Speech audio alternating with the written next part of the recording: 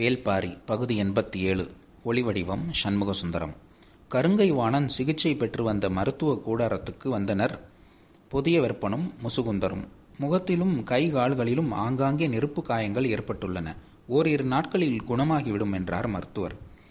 தீக்காயங்களின் தன்மையை பற்றி மருத்துவர்களிடம் கேட்டறிந்தான் புதியவெற்பன். மழை பெய்யத் தொடங்கியது. நெடுநேரம் வரை மழை நிற்கவே இல்லை. வேட்டுவன் பாறையில் நடைபெற்ற தாக்குதலை பற்றி கருங்கை வாணனுடன் நீண்ட பொழுது பேசிக் கொண்டிருந்தான் புதியவெற்பன். மூவேந்தர்களும் சோழவேளனும் வழக்கம்போல இரவில் சந்தித்து உரையாடினர். புதியவெற்பனும் முசுகுந்தரும் கருங்கை வாணனை பார்க்க போயிருந்ததால் இன்றைய உரையாடலில் அவர்கள் பங்கெடுக்கவில்லை. சோழவேளன் கேட்டார். போர் விதிக்கான பேச்சுவார்த்தை நடத்த பொருத்தமானவரை இன்றே அழைத்து வாருங்கள் என்று கபிலரிடம் சொல்லியிருக்கலாமே, நாளை ஏன் அழைத்து வரச் சொன்னது? அவர்களுக்கு நேரம் கொடுத்தாகிவிட்டதல்லவா என்று குலசேகர பாண்டியன் சொன்னார். நாம் திட்டமிட்டு கொள்ள நேரம் தேவைப்படுகிறது, அதனால்தான் நாளை அழைத்து வர சொன்னேன் என்று. போருக்கான விதிகள் எல்லோரும் அறிந்ததே. பல நூறு போர்களில் குருதி கலந்த காற்றை நுகர்ந்தபடி தளபதிகளாலும் அமைச்சர்களாலும் பேசி பேசி உருவாக்கப்பட்ட வார்த்தைகள்தாம் அவை. போர் என்பது அழிவின் களம். அங்கு ஒருபோதும் ஒழுங்கை உருவாக்க முடியாது என்பது அனைவருக்கும் தெரியும். ஆனாலும் விதிகளை உருவாக்கி போர் புரியும் மரபு பல தலைமுறைகளாக வளர்த்தெடுக்கப்பட்டுள்ளது. பெரும்பான்மையான போர்கள் விதிகளின்படிதான் தொடங்குகின்றன. ஆனால் விதிகளின்படி முடிவதில்லை. தமக்கு வெற்றி கிடைக்கும் என்னும் நம்பிக்கை இருக்கும் வரை விதிகளை பின்பற்ற அனைவரும் பழகியுள்ளனர். ஆனால் அந்த நம்பிக்கை தகரும் போது விதிகளுக்கு எந்த முக்கியத்துவமும் இருப்பதில்லை. போர் விதிகள் பொதுவான சில ஒழுங்குகளை முன்வைக்கின்றன. இரு தரப்பினருக்கும் அந்த ஒழுங்குகள் தேவையாக இருப்பதால் ஏற்றுக்கொள்ளப்படுகின்றன.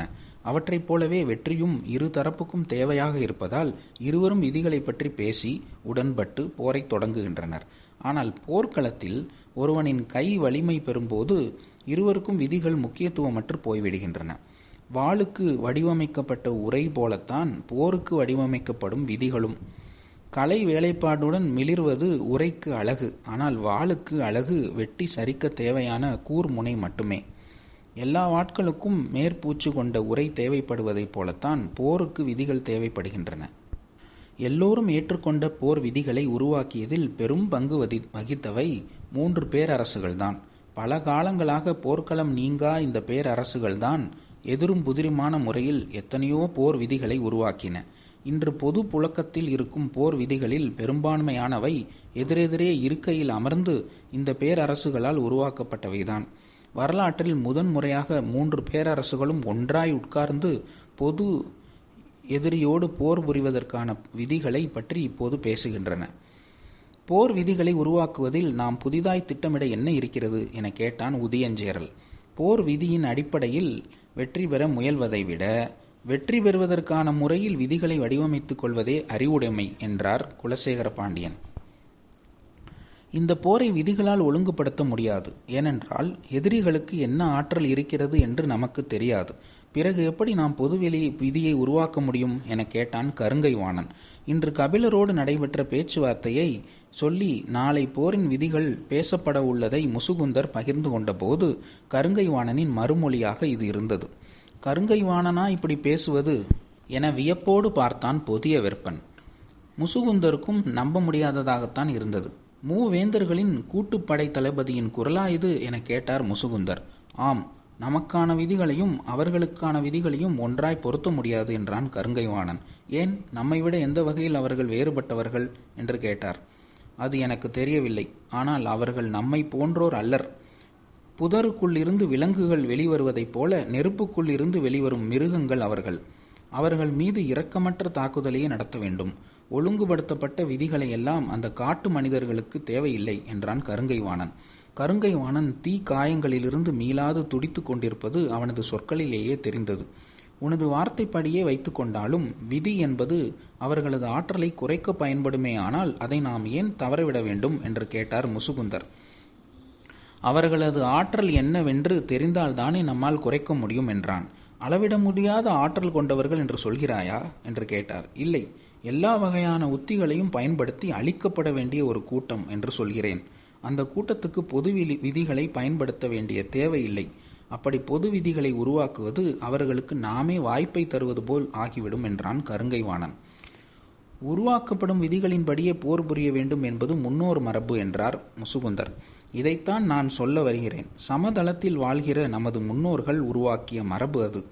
மலை மனிதர்களுக்கு மரபேது அறமேது என்றான். நீ அவர்களின் திறனை மிகைப்படுத்துகிறாய் என நினைக்கிறேன். ஆத்திரப்படுவதால் அவ்வாறு தோன்றுகிறது என்றார். இல்லை அமைச்சரே, யாராலும் நெருங்கவே முடியாது என சொல்லப்பட்ட திரையர்களை அவர்களின் இருப்பிடத்திற்குள் நுழைந்து வீழ்த்தினோம். நானே அஞ்சி பின்வாங்க நினைத்த போது கூட சற்றும் இரக்கம் காட்டாமல் துணிந்து முன்னேறி அவர்களை வீழ்த்தினான் திதியன்.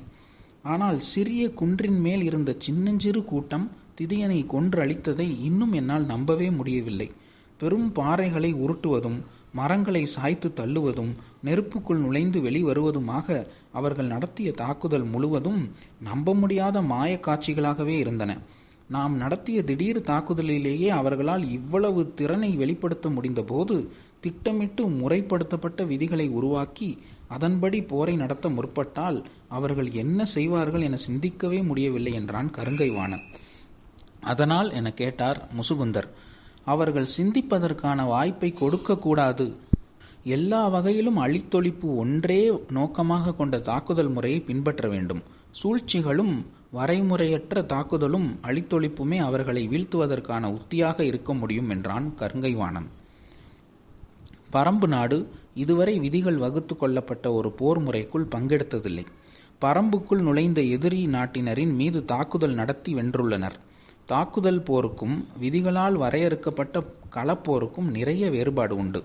விதிகளால் முறைப்படுத்தப்பட்ட போரில் தாக்கும் திறன் மட்டுமே எல்லாவற்றையும் தீர்மானித்து விடுவதில்லை. பரம்பினர் தாக்கும் திறனை மட்டுமே நம்பியுள்ள கூட்டத்தினர். அவர்களின் வழியே அவர்களை வீழ்த்த வேண்டும் என்றார் குலசேகர பாண்டியன்.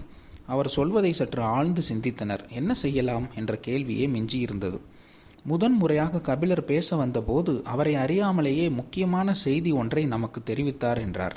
குலசேகர பாண்டியன் எதை சொல்கிறார் என்று மற்ற மூவரும் சிந்தித்தனர். ஒன்றும் நினைவுக்கு வரவில்லை. அவரே கூறினார். நாகக்கரட்டின் மேல் நின்று பார்த்தால் நமது படையில் 1/3 பகுதி தெரிகிறது. இரளிமேட்டிலிருந்து பார்த்தால் முழு படையும் தெரிகிறது என்றார் அல்லவா என்றார் குலசேகர பாண்டியன். அப்போதுதான் மற்றவர்களுக்கு கபிலர் கூறியது நினைவுக்கு வந்தது. அது எவ்வளவு முக்கியமான குறிப்பு! அன்றிரவு முழுவதும் நான் தூங்கவில்லை. வேட்டுவன் பாறையின் மீது திடீர் தாக்குதல் தொடுக்க வேண்டும் என்றுதான் அந்த குன்றினை விட்டு நமது படையை மிக தள்ளி கூடாரம் அமைக்கச் சொன்னேன். நம்மை கண்டு அஞ்சியே வேந்தர் படையினர் கூடாரத்தை பிரித்து கொண்டு போகிறார்கள் என்று எதிரிகள் என்ன வேண்டும் என்பதற்காகத்தான் அவ்வாறு செய்தேன். அப்படி செய்ததன் மூலம்தான் வேட்டுவன் பாறையின் மீதான தாக்குதலை வெற்றிகரமாக நடத்த முடிந்தது. அதில் கவனம் செலுத்திய நான் மற்றொன்றை கவனிக்க தவறிவிட்டேன் என்றார் சற்று கவலையோடு. குலசேகர பாண்டியனின் கவலை அனைவர் முகத்திலும் பரவியது. நாம் படையை மலையடிவாரத்தில் நிறுத்திவிட்டோம். அவர்கள் பார்வையால் மதிப்பிட முடியாத தொலைவில் நிறுத்தியிருக்க வேண்டும். இன்னொரு முறை படையை நகர்த்தினால் அது வீரர்களிடம் குழப்பத்தையும் அச்சத்தையும் உருவாக்கிவிடும். எனவே நாம் போர் உத்தியை மிக கவனமாக திட்டமிட வேண்டும் என்றார். என்ன செய்ய வேண்டும் என நினைக்கிறீர்கள் என கேட்டான் உதியஞ்சேரல். இந்த போருக்கான களம் மலை அடிவாரத்தில் அமையக்கூடாது. கிழக்கும் மேற்குமாக நின்று நாம் போரிடக்கூடாது. ஏனென்றால் மேற்கு திசையில் மலை இருக்கிறது. எதிரிகள் படையின் பின்புறம் மலை இருப்பது அவர்களுக்கான வலிமையை கூட்டும். எனவே படையின் அணிவகுப்பு வடக்கு தெற்காக இருக்க வேண்டும். அதே போல அவர்கள் மேலிருந்து பார்த்தால் மதிப்பிட முடியாத தொலைவில் போர்க்களம் அமைய வேண்டும் என்றார் குலசேகர பாண்டியன். இதை எப்படி நடைமுறைப்படுத்துவது என அனைவரும் தீவிரமாக சிந்திக்க தொடங்கினர். இதில் உள்ள பெரும் சிக்கல் போருக்கான களத்தையும் படைகள் நிற்க வேண்டிய திசையையும் தீர்மானிப்பது தளபதிகளோ அரசர்களோ அல்லர். போரின் விதி பிறளாத நிலைமான் கோல் சொல்லிகளே. போர் நிலத்தின் அனைத்து விதிகளையும் எழுதுபவர்கள் நிலைமான் கோல் சொல்லிகளே. நாள்தோறும் போர் எப்போது தொடங்க வேண்டும், எப்போது முடிவர வேண்டும் என்பதை போர்க்களத்தில் நடப்பட்ட நாளிகை கோலை பார்த்து சொல்பவர்கள் கோல் சொல்லிகள் என்று அழைத்தனர். போர்க்களத்தின் ஒவ்வொரு நாளும் கோல் சொல்லியின் குரலேதான் தொடங்குகிறது, முடிகிறது. எனவே இருதரப்பும் ஏற்றுக்கொண்ட கோல் சொல்லியானவர் அறந்தவராத நிலைமானாக இருக்க வேண்டும் என்பதால் அவரை நிலைமான் கோல் சொல்லி என்று அழைக்கும் பழக்கம் உருவானது. அவ்வாறு தேர்வு செய்யப்படும் நிலைமான் கோல் சொல்லிதான் போர் புரிவதற்கான இடத்தையும் போருக்கான காலத்தையும் முடிவு செய்கிறார். குலசேகர பாண்டியன் சொன்னார். எனது கணிப்பின்படி எதிரிகளின் தரப்பில் கோல் சொல்லியாக கபிலரையே கூறுவார்கள் என்று. ஆம், அவர்களின் தரப்பில் நாளிகை கோலை பார்க்கும் அறிவு வேறு யாருக்கு இருக்கப் போகிறது என்றார் சோழவேளன். நமது தரப்பில் யாரை அறிவிக்கப் போகிறோம் என கேட்டான் உதியஞ்சேரல். போர்க்களம் அமையும் இடம்தான் இந்த போரின் வெற்றி தோல்வியை முடிவு செய்வதில் முக்கிய பங்காற்றப் போகிறது. எனவே நாம் சொல்லும் இடத்தில் போர்க்களத்தை முடிவு செய்பவராக நிலைமான் கோல் சொல்லி இருக்க வேண்டும். எதிரியின் தரப்பில் கோல் சொல்லியாக கபிலர் வந்தால் அவரும் நாம் சொல்லும் இடத்தை ஏற்றுக்கொள்ள செய்யும் திறன் கொண்டவராகவும் சூழ்ச்சி நிறைந்தவராகவும் இருக்க வேண்டும் என்றார் குலசேகர பாண்டியன். அவர் சொல்வதை மறுப்பதற்கு இல்லை. நமது தரப்பில் யாரை நியமிப்பது என்று தீவிரமாக சிந்தித்தனர். கபிலர் நாளிகை கோல் பார்க்க தெரிந்தவராக இருக்கலாம், ஆனால் போரின் விதிகளை முழுமையாக அறிந்தவர் என்று சொல்லிவிட முடியாது. எனவே பொருத்தமானவரை தேர்வு செய்தால் கபிலரை நமது முடிவுக்கு இணங்கச் செய்ய முடியும் என்றான் உதியஞ்சேரல். ஆம், அதனால்தான் இந்த பணிக்கு பொருத்தமானவராக பாண்டிய நாட்டு அரண்மனையின் தலைமை கணியன் அந்துவனை கருதுகிறேன் என்றார் குலசேகர பாண்டியன். அவன் பொருத்தமானவனா என்று மற்றவர்கள் சிந்தித்தனர். அந்துவன் கபிலரை விட மிக இளையவனாக இருக்கிறானே, பெரும் புலவரை திசை மாற்றி போர்க்களத்தை நாம் நினைக்கும் இடத்தில் அமைக்கும் ஆற்றல் கொண்டவனா என கேட்டான் செங்கன சோழன். அவன் பெருங்கணியர் திசைவேளருக்கு மாணவன். எனவே அவன்பால் கபிலருக்கு மரியாதை உண்டு. அவனது கணிப்பு பல நேரங்களில் ஆசானைப் போலவே இருப்பதாக என்னிடம் பலமுறை கூறியுள்ளார். அது மட்டுமல்ல, கபிலரை கையாள்வதில் அவன் மிக வல்லவன். எனவே நமது திட்டத்தை அச்சு பிசகாமல் நடைமுறைப்படுத்தி விடுவான் என்றார் குலசேகர பாண்டியன். அப்படியென்றால் அவனையே நமது தரப்பின் நிலைமான் கோல் சொல்லியாக அறிவித்து விடலாம் என்றனர். சரி என்று ஏற்றுக்கொண்ட குலசேகர பாண்டியன், ஒரு முக்கிய செய்தி, நாளை மட்டுமல்ல, எப்பொழுது கபிலர் பேச வந்தாலும் அவரை அதிகமாக பேச விட வேண்டும். கோபப்பட்டு நிறுத்தக்கூடாது. அவராகவே நமக்கு வேண்டிய முக்கிய குறிப்பை கொடுத்து விட்டு செல்வார் என்றார். மற்றவர்கள் மகிழ்ந்து சிரித்தனர். மறுநாள் போர் விதிகளை வகுக்க மூஞ்சலின் பெரும் கூடாரத்தில் எதிர்பார்ப்போடு இருந்தனர் வேந்தர்கள். கபிலரின் தேர் வேந்தர் படை எல்லைக்குள் நுழைந்ததும் மூஞ்சலுக்கு செய்தி வந்தது. உடன் கிழவன் ஒருவனை அழைத்து கொண்டு வருகிறார் கபிலர் என்றனர். சென்ற முறை சிறுவனை அழைத்து வந்தார், இந்த முறை கிழவனை அழைத்து வருகிறார் என்று பேசி சிரித்தனர். சிறிது நேரத்தில் மூஞ்சலுக்குள் நுழைந்தது கபிலரின் தேர். தேரோட்டும் வளவனின் தோள் பற்றி கபிலர் இறங்க, அவரின் தோள் பற்றி வாரிக்கையன் இறங்கினார். ஊன்றுகோலை ஊன்றி கபிலரை பின்தொடர்ந்தார் கிழவர். இருவரையும் வரவேற்று கூடாரத்துக்குள் அழைத்துச் சென்றார் முசுகுந்தர். பெருவேந்தர்கள் வீற்றிருந்த அவையில் இருவரும் வந்து அமர்ந்தனர். கபிலர் மூவேந்தர்களையும் உடனிருந்த சோழவேளன், புதியவெற்பன், முசுகுந்தர் ஆகிய அறுவரையும் பற்றி வாரிக்கையிடம் தெரிவித்தார். வாரிக்கையனை பற்றி வேந்தர்களிடம் சொல்லும்போது பரம்பு நாட்டு பெருங்கிழவன் என்று கூறினார். பன்னெடுங்காலத்துக்கு முன் பட்டுப்போன மரம் போல இருக்கிறான் கிழவன். கால்கள் கவட்டை விழுந்து நகங்கள் எல்லாம் சூம்பி சுருண்டு கிடக்கின்றன. மேல் தோல் செம்பட்டையோடு திட்டு திட்டாக இருக்கிறது. பார்க்கவே சற்று அருவருப்பூட்டும் இவரை ஏன் அழைத்து வந்துள்ளார் கபிலர் என்று சிந்தித்தபடி இருந்தனர் அனைவரும். பணியாட்கள் சுவை நீர் கொண்டு வந்து கொடுத்தனர். வாரிக்கையன், எனக்கு தேவையான எல்லா சுவைகளும் வெற்றிலையில்தான் இருக்கின்றன என சொல்லி இடுப்பின் இடது பக்கத்தில் சுருட்டி வைக்கப்பட்டிருந்த வெற்றிலையை எடுத்தார். கபிலர் சுவை நீர் குவளையை வாங்கி குடிக்கத் தொடங்கினார். மற்றவர்களும் சுவை நீர் பருகினர். வலதுபுறம் சுருட்டி வைத்திருந்த சுருக்கு பையை எடுத்தார் வாரிக்கையன். அவர் என்ன செய்கிறார் என்று கண்களை திருப்பி பார்த்தார் கபிலர். பாக்கு கொட்டை ஒன்றை எடுத்து உள்ளங்கையில் வைத்து விரல்களால் அழுத்தி உடைத்தார். கொட்டை உடையும் ஓசை சட்டக் என கேட்டது. வாரிக்கையனுக்கு இடது பக்கம் கபிலரும் வலது பக்கம் சற்று தள்ளி எதிரே உதியஞ்சேரலும் அமர்ந்திருந்தனர். வாரிக்கையனுக்கு நேர் எதிரில் குலசேகர பாண்டியன் இருந்தார். அவருக்கு வலதும் இடதுமாக மற்றவர்கள் இருந்தனர். கிழவன் பாக்குக்கோட்டையை விரல்களால் அழுத்தி உடைக்கும் ஓசை பக்கத்தில் இருந்த உதியஞ்சேரலுக்கு கேட்டது. தள்ளாடி நடந்து வரும் கிழவன் பாக்குக்கோட்டையை விரல்களால் எப்படி அழுத்தி உடைத்தான் என்ற வியப்போடு பார்த்தான் அவன். சோழவேளன் சுவை நீரை பருகியபடியே கபிலரிடம் கேட்டார். நேற்று பெரும் மழை பெய்ததல்லவா? இரவு போதுமான உறக்கம் இருந்திருக்காது. நனைந்து ஈரம் கொண்டிருப்பீர்கள். வயதான காலத்தில் உடல்நிலையை பேணுதல் கடினமானது. ஒருவேளை நீங்கள் வர காலதாமதமாகுமோ என நினைத்தோம் என்றார். நான் குகையில் இருந்ததால் மழையில் நனையவில்லை, உறக்கமும் கெடவில்லை என்றார் கபிலர். மலைக்கு குகை இதமான வெப்பத்தோடு தான் இருக்கும். தூங்கவும் சுகமாகத்தான் இருக்கும். ஆனால் வௌவால்கள் நிறைய அடைந்து கிடக்குமே, ஆழ்ந்து தூங்க விடாதே என்றார் சோழவேளன். கபிலரை கூடுதலாக பேச விடுதல் நேற்றெடுத்த முடிவுகளில் ஒன்றல்லவா? வௌவாலை அதன் இருப்பிடத்திலிருந்து விரட்டுவது எளிய செயலல்ல. அதுவும் நீண்ட குகை என்றால் விரட்ட விரட்ட அது உள்ளே போய் அடைந்து கொள்ளும் எனச் சொன்ன உதியஞ்சேரல், அந்த குகை எவ்வளவு நீளமானது எனக் கேட்டான். எவ்வளவு நீளமாக இருந்தால் என்ன? குகையை விட்டு வௌவால் விரட்டுவதெல்லாம் பெரிய வேலையா என்று எதிர்கேள்வி கேட்டார் வாரிக்கையன். அனைவரும் ஆர்வத்தோடு பார்த்தனர். தங்களுக்கு தேவை பேச்சின் மூலம் பெரும் தகவல்தான். கபிலரோடு சேர்ந்து கிழவனும் அதிகம் பேசுபவனாக இருக்கிறான் என்று எண்ணியபடி அவர் சொல்லப்போவதை கவனித்தனர். வெற்றிலையை மென்றபடியே வாரிக்கையன் கேட்டான், உங்களுக்கு பனையேறி அணிலை பற்றி தெரியுமா என்று. அணிலில் அது ஒரு வகை என்று அறிவேன், அவ்வளவுதான் என்றான் உதியஞ்சேரல். வெற்றிலையை ஒரு பக்கமாக ஒதுக்கி கொண்டே வாரிக்கையன் சொன்னார், தெளிந்த நீர் இருக்கும் கிணற்றில் கல்லை போட்டால் அது ஆழத்துக்கு செல்வது வரை எப்படி பார்க்க முடியுமோ, அப்படித்தான் குகைக்குள் பனையேறி அணிலை விட்டால் அடைந்து கிடக்கும் வௌவாலை கடைசி வரை விரட்டி போவதை பார்க்க முடியும் என்றார். சுவை நீர் அருந்தியபடியே ஆர்வத்தோடு உதியஞ்சேரல் கேட்டான், எப்படி என்று. மற்ற அணிலை போல பனையேறி அணில் மரத்தில் நேராக மேலேறாது. மாறாக மரத்தை சுற்றி சுற்றி தான் மேலேறும். அதை குகைக்குள் விட்டால் நேராக உள்ளே போகாது. குகையின் ஓர பகுதியை சுற்றி சுற்றியே உள்நுழையும். அணில் வருவது அறிந்தவுடன் வௌவால்கள் இருப்பிடத்தை விட்டு சற்று உள்ளே போகும். அணில் மீண்டும் விளிம்பை சுற்றியபடியே உள்ளே போகும். இப்படி குகையின் கடைசி எல்லை வரை அணில் விரட்டி கொண்டே போகும். 3 பனையேறிய அணில்களை அடுத்தடுத்து குகைக்குள் விட்டால் போதும். ஒரு வௌவாலை கூட அந்த குகைக்குள் அடைய விடாது என்றார் வாரிக்கையன். ஆனால் வெற்றிலையை இரு பக்கமுமாக ஒதுக்கியபடி இதை சொல்வதற்கு அவர் எடுத்துக்கொண்ட காலம் மிக அதிகம். கேட்பவர்கள் பொறுமையை இழக்கும்படி மென்று மென்று பேசினார். இவ்வளவு மெதுவாக கூடியவரா வாரிக்கையன்? ஏன் இவ்வளவு மெதுவாக பேசுகிறார் என கபிலருக்கே விளங்கவில்லை.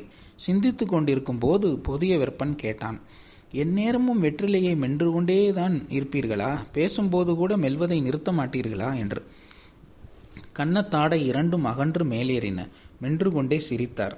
கருவுற்ற பெண்ணிற்கு வாயுறிக்கொண்டே இருக்கும் அல்லவா, அதே போலதான் எனக்கும் வாயுறிக்கொண்டே இருக்கும். அதனால் வெற்றிலையை மென்று கொண்டே தான் இருப்பேன் என்று சொன்னவர் கேள்வி கேட்ட புதிய வெப்பனை பார்த்து, உன் மனைவி கருவுற்று இருக்கிறாளா என கேட்டார்.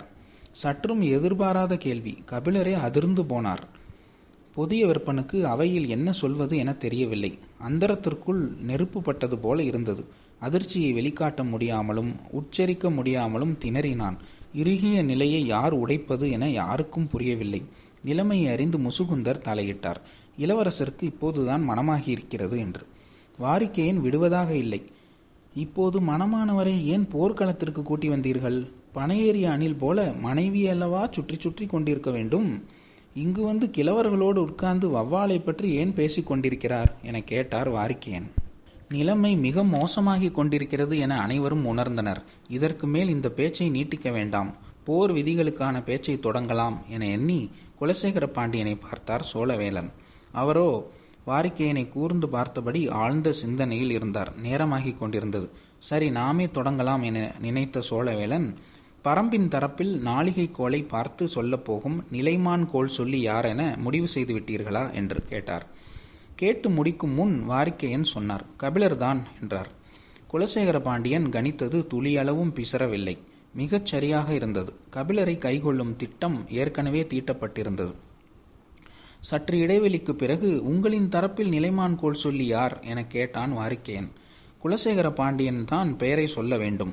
நேற்று அப்படிதான் பேசப்பட்டது. ஆனால் அவரோ வாரிக்கையனை கூர்ந்து பார்த்தபடி பேசாமல் இருந்தார்.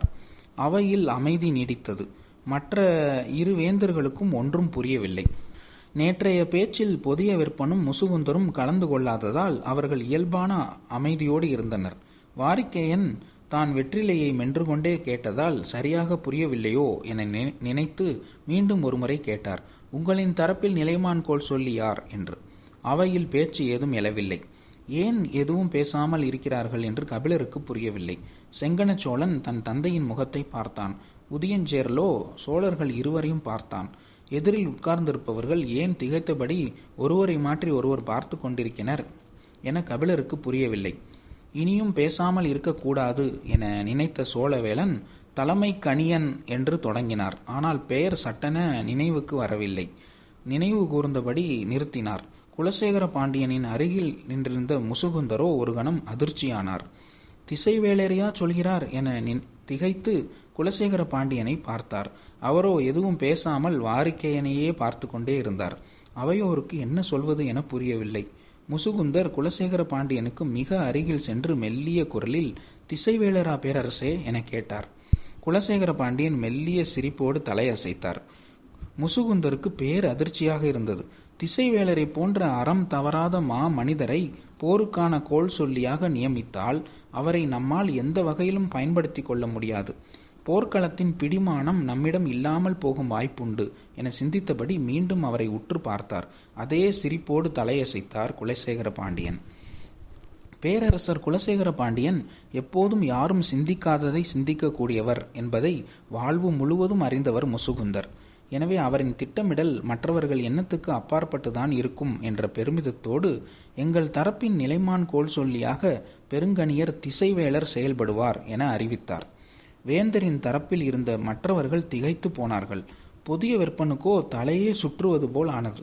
என்ன நடக்கிறது இங்கு என்று யாராலும் புரிந்து கொள்ளவே முடியவில்லை. யாரிடம் இருந்தும் பேச்சு வெளிவரவில்லை. தான் பேசட்டும் என்று மற்றவர்கள் கருதுவதாக நினைத்த முசுகுந்தர், திசைவேளரை நாளை அழைத்து வருகிறோம். கோல் சொல்லிகள் இருவரும் போரின் விதிகளை வரையறுக்கட்டும் என்றார். சரியென சொல்லி அவை நீங்கினர் கபிலரும் வாரிக்கையனும். பிற்பகலின் இறங்கு வெயிலில் தேர் வேந்தர்களின் படையை விட்டு வெளியேறியது. நீண்ட நேரம் கபிலர் எதுவும் பேசவில்லை. அவருக்கு அவையில் நடந்ததை புரிந்து கொள்ள முடியவில்லை.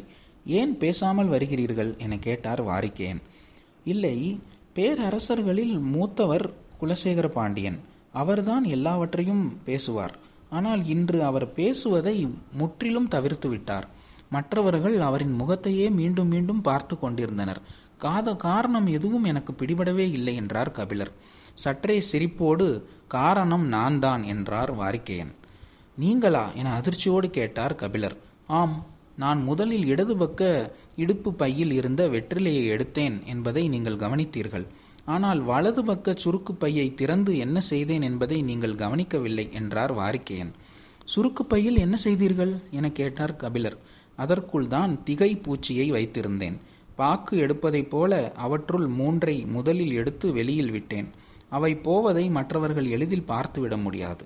ஆனாலும் கவனமாக இருக்க வேண்டும் என்பதால் தான் பாக்கை மற்றவர்களுக்கு கேட்பதைப் போல சத்தமாக உடைத்தேன்.